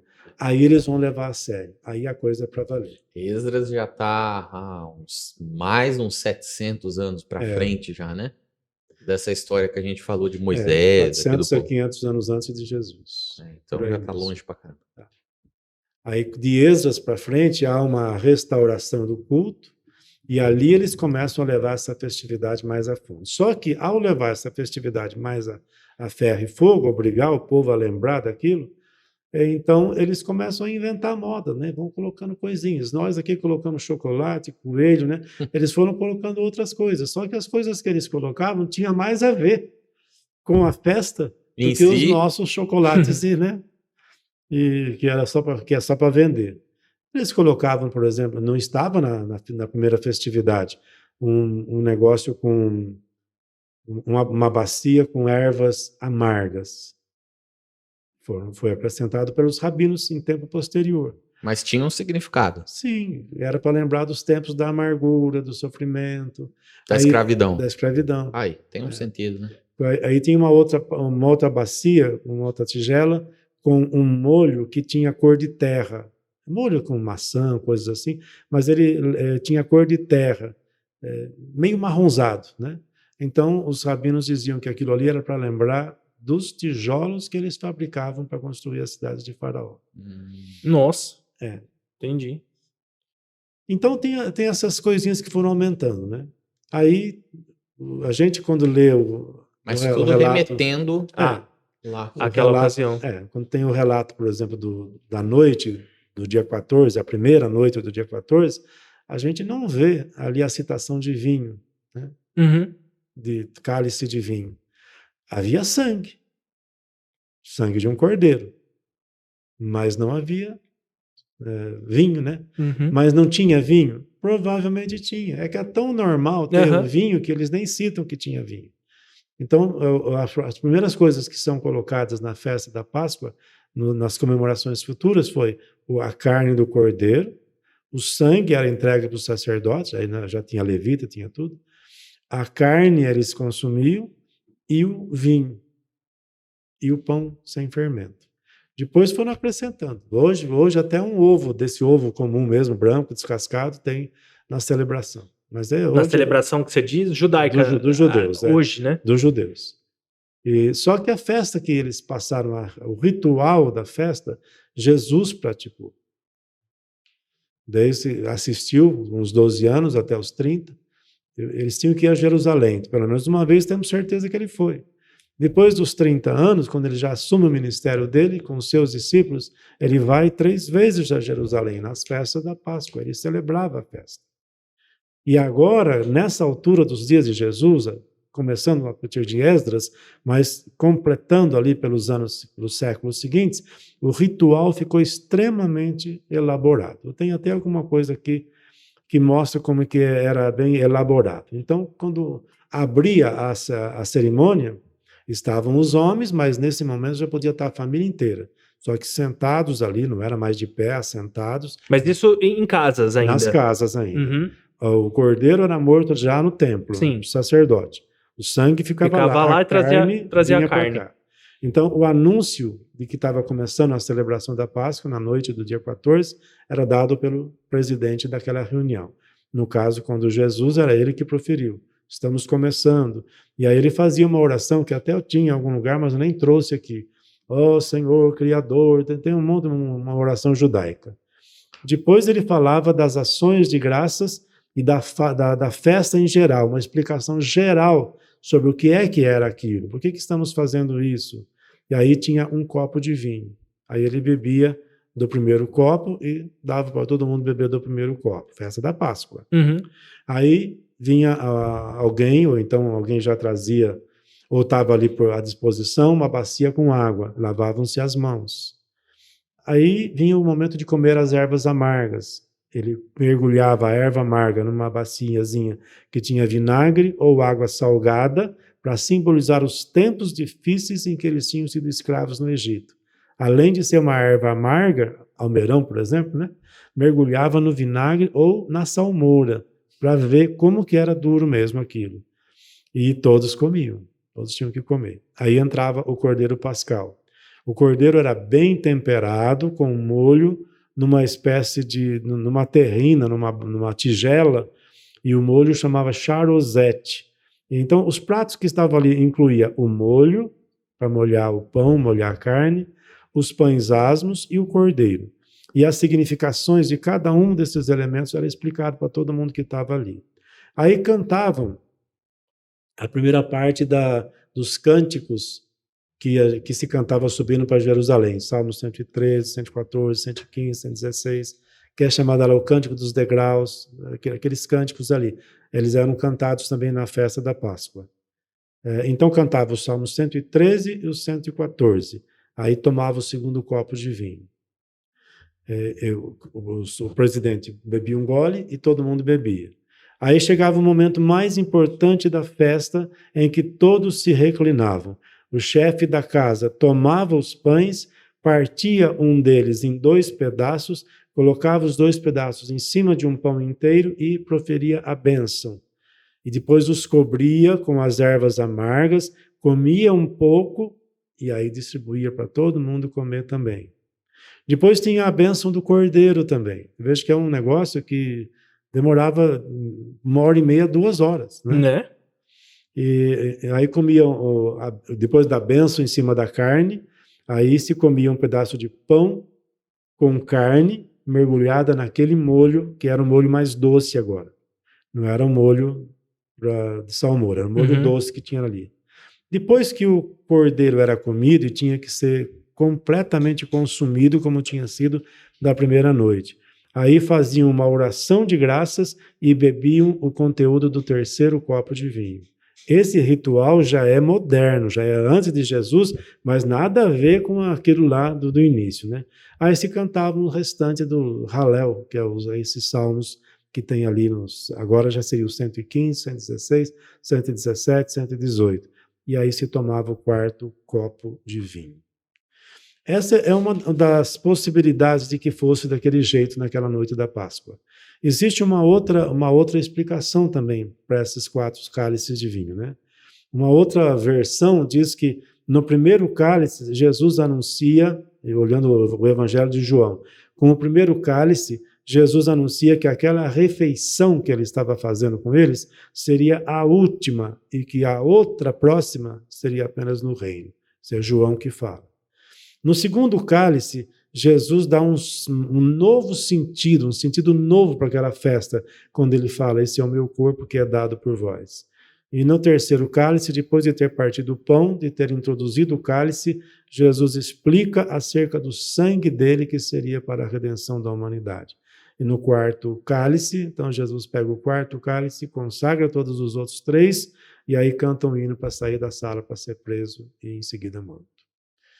Eu tenho várias possibilidades que isso tenha acontecido. Por exemplo, eu gosto muito de uma possibilidade, porque tudo isso que a gente está falando aqui, ninguém estava lá para ver, né? Não é que foi no dia de Jesus. Né? Sim. E o que a gente tem escrito é pouco, né?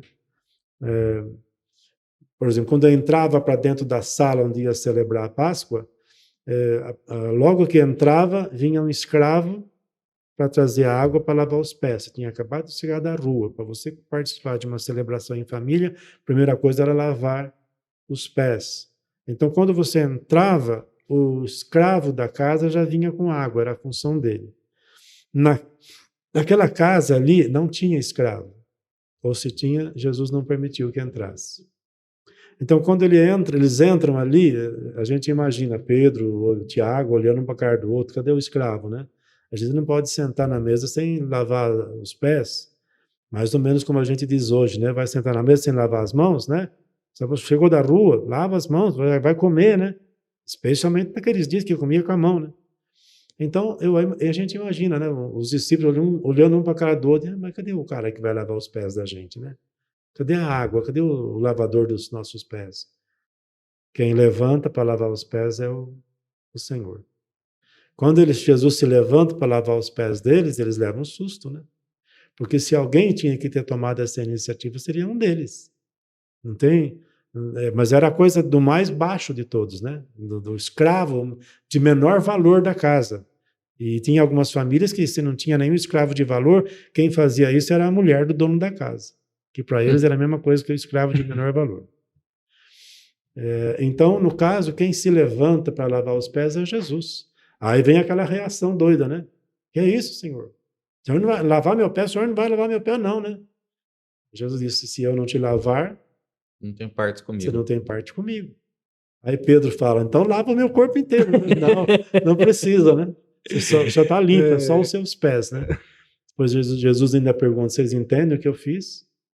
Estão entendendo o que significa o que eu fiz? Eu, Senhor e Mestre, lavei os pés de vocês.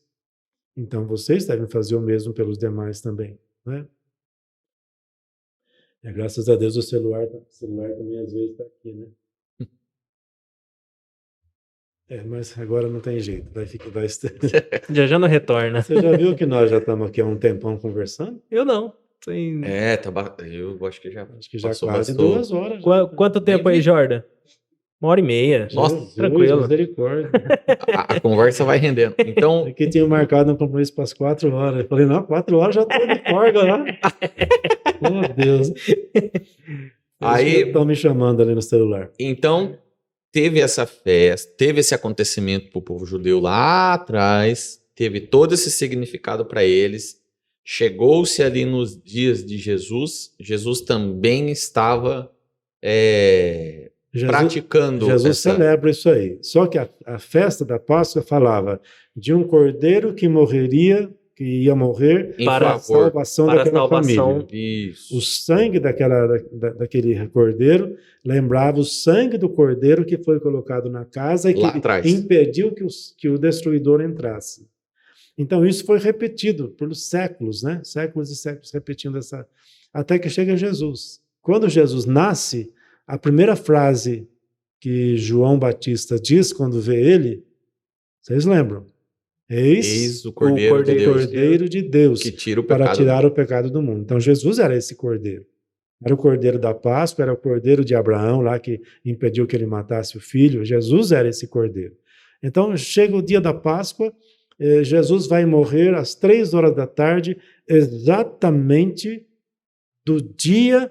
Jesus fez a Páscoa dele um dia antes.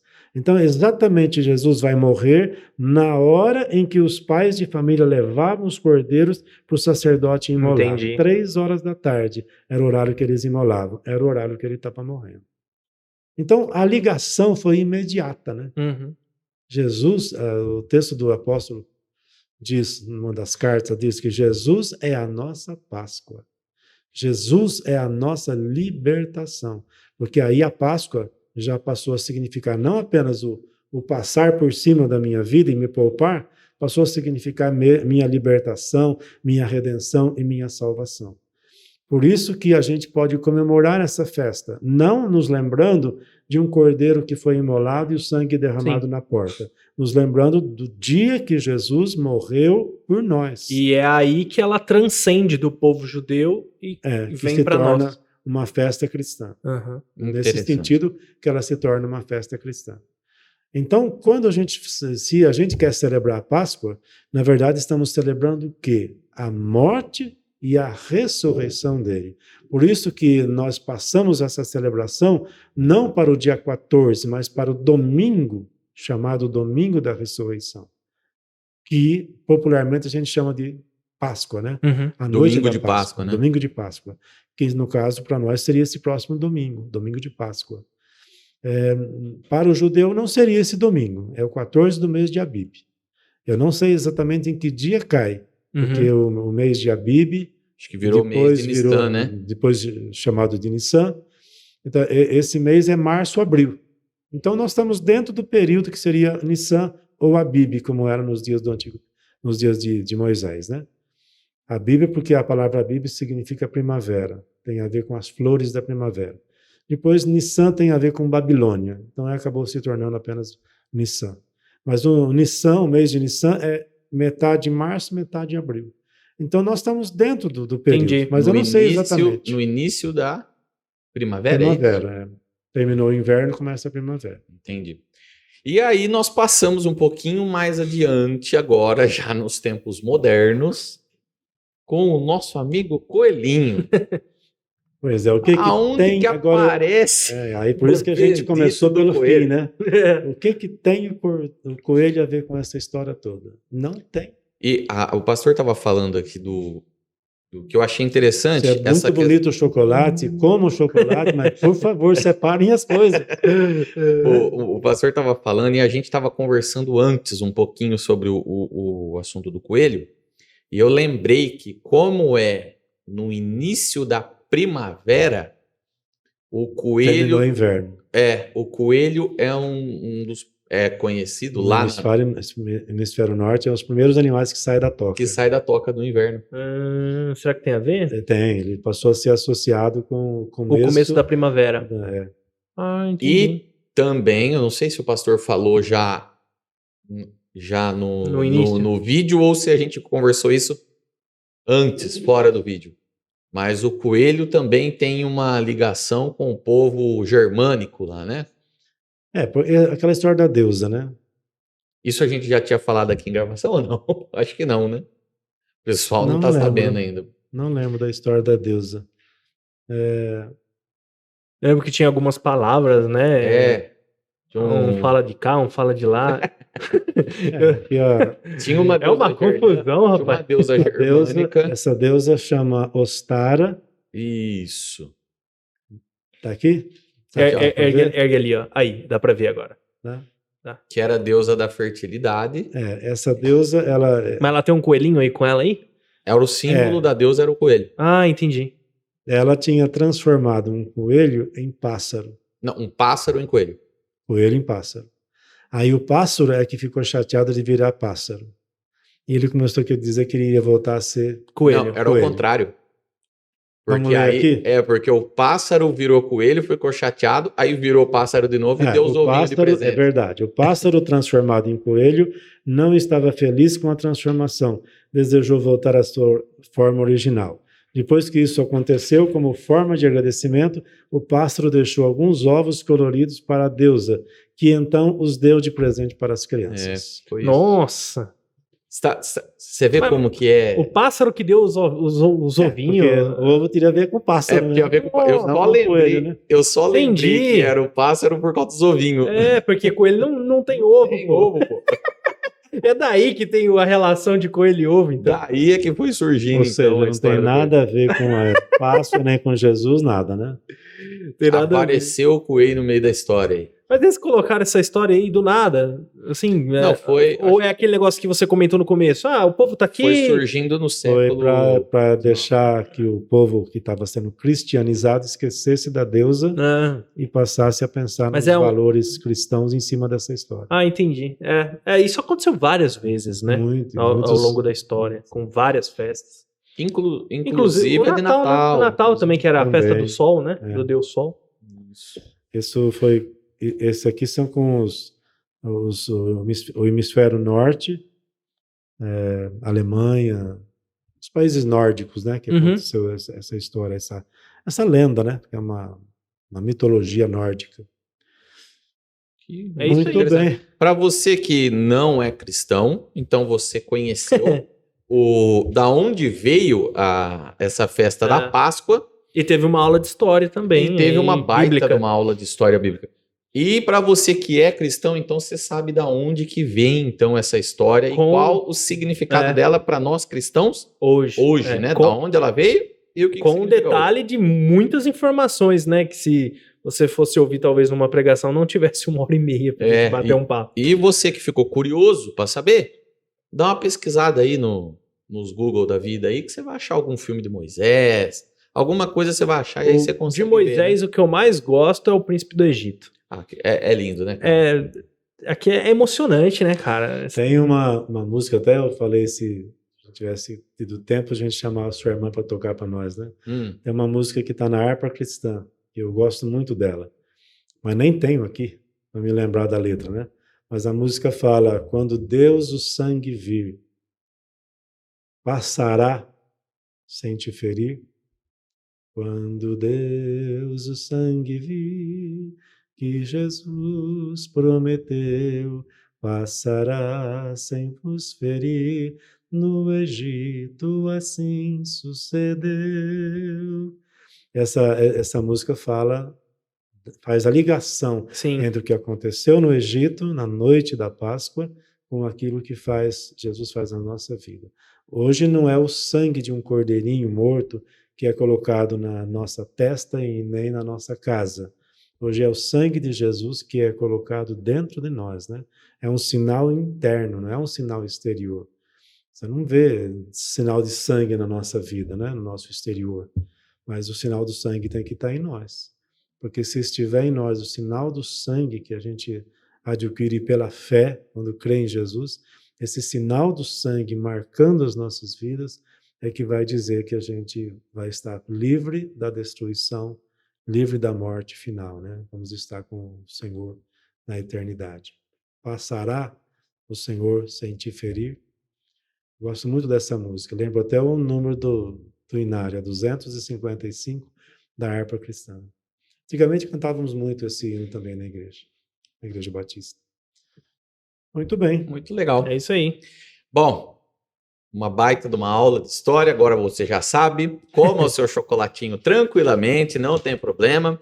Mas ainda sobre o detalhe, ainda pensando. Por exemplo, nós damos muita ênfase ao domingo da ressurreição. Sim. Páscoa para nós seria o domingo da ressurreição.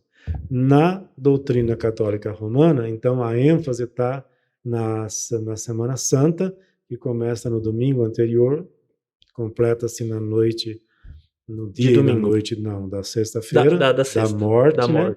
E depois o domingo da ressurreição. Tem até os nomes, né? A quarta-feira de cinzas, a sexta santa, inclusive e o domingo de Páscoa. São os capítulos da representação da Via Sacra, né? Sim. Muito interessante. Mas por que tem essa diferença? A quarta-feira de cinzas é por causa que são 40 dias marcado pela celebração da Páscoa. Então pega a celebração da Páscoa e retrocede 40 dias, dá os dias que eles permitem o carnaval. Porque a quarta-feira tem que encerrar o carnaval, porque da quarta-feira de cinza tem que dar 40 dias até a Páscoa. Que seria um período de purificação? A quaresma que eles chamam, né? Aí onde não se come carne, né? Então, isso de não comer carne também é coisa nova, coisa recente. Entendi. Lá na origem, talvez não se comesse carne durante o dia, até aqueles que nunca comiam carne, então de noite podiam comer carne. Depois ficaram 2 dias, 3 dias sem comer carne, depois 7 dias. Não tem nada a ver com aquela coisa de deixar o cordeirinho lá 4 dias. Se o cordeiro estava vivo é porque não ia comer ele, né? Ou não? Ou eu que estou viajando? Não creio que a hora que o pastor falou, eu lembrei do cordeirinho. Os 40 dias não tem a ver com o 4, tem a ver com os 40 mesmo, né? Eles falam que é os 40 dias que Jesus passou sobre a terra depois da sua ressurreição. Tem um monte de... Outros dizem que é os 40 dias da tentação de Jesus no deserto, né? Sem comida, né? Sem nada para comer.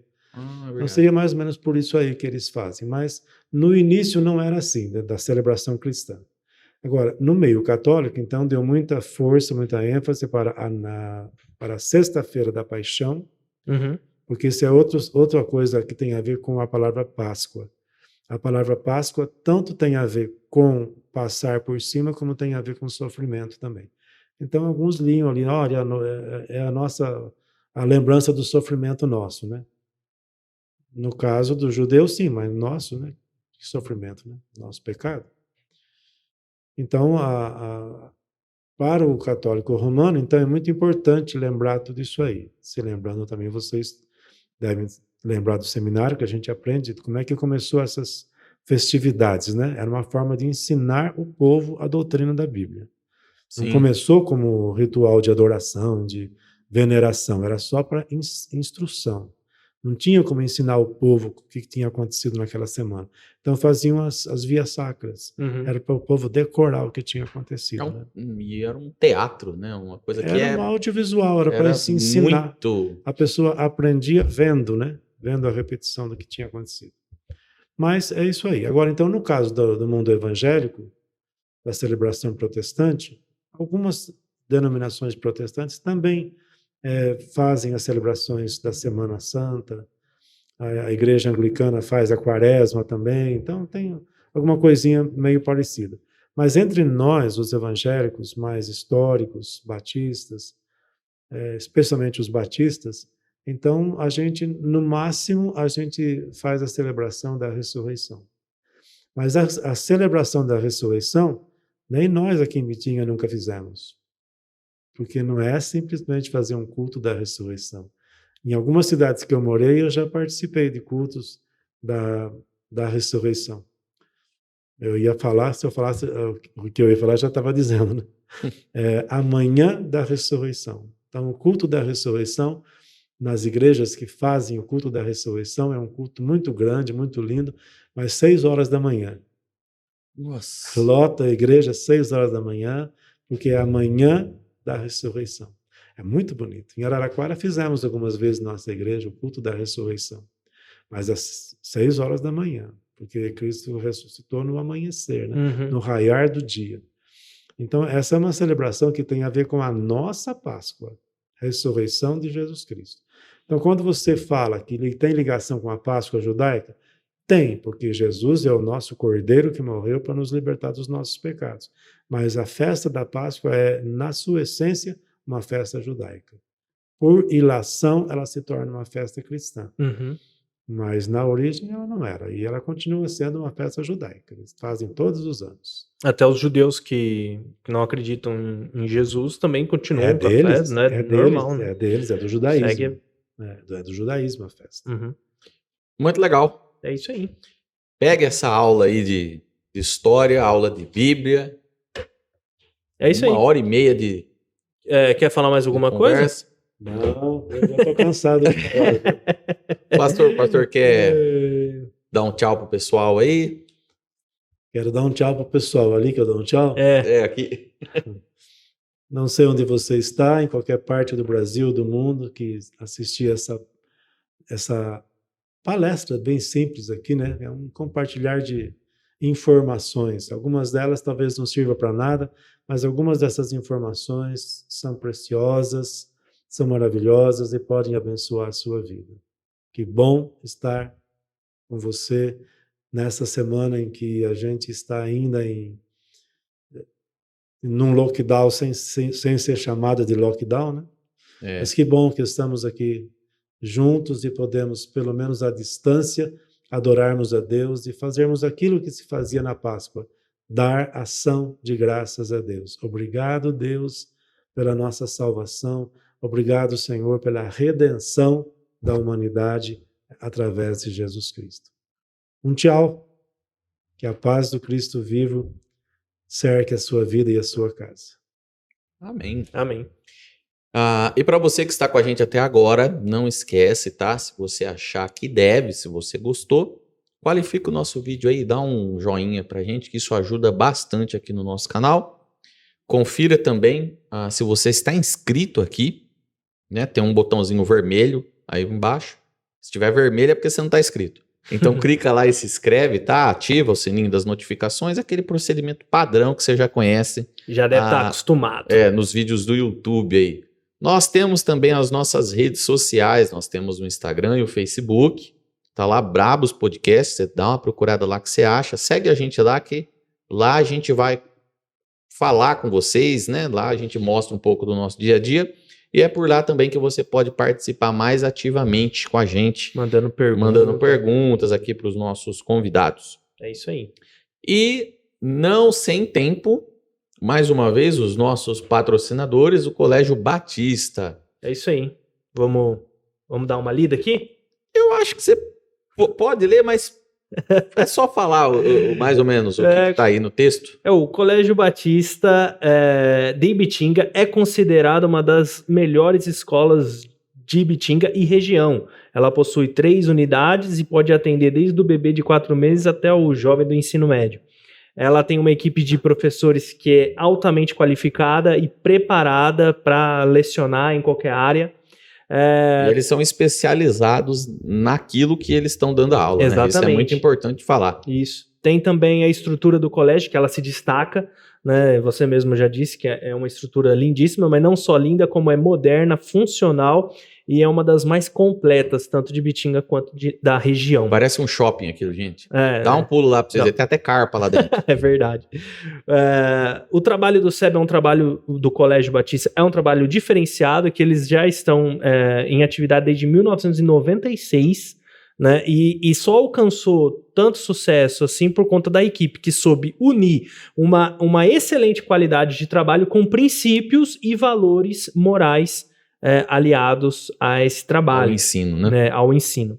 E também, além de terem sido o primeiro colégio a implantar aqui em Ibitinga um sistema diferenciado, que é sistema socioemocional. Então, o aluno ele não apenas aprende português, a matéria, mas também aprende como lidar com suas emoções, como lidar ali com alguns problemas emocionais que normalmente não são ensinados em escola, né? Preparando para a vida mesmo. Exatamente. E aí você já tem ali uma receita de sucesso, né? E o resultado é que os alunos estão sendo aprovados aí nas melhores faculdades do Brasil com as melhores notas e tem sido muito bom. E também estão sendo preparados os alunos, né, para as dificuldades da vida com esse sistema socioemocional. Então, exatamente. Considere aí Colégio Batista. Isso, são 3 prédios, tá? O SEB Baby, o SEB isso. e o Colégio Batista, tá? Desde criança ali de 4 meses de idade Até o marmanjão. o marmanjão do terceiro médio. É tá isso bom? aí. Preparando ele para ir para a faculdade. O Colégio Batista,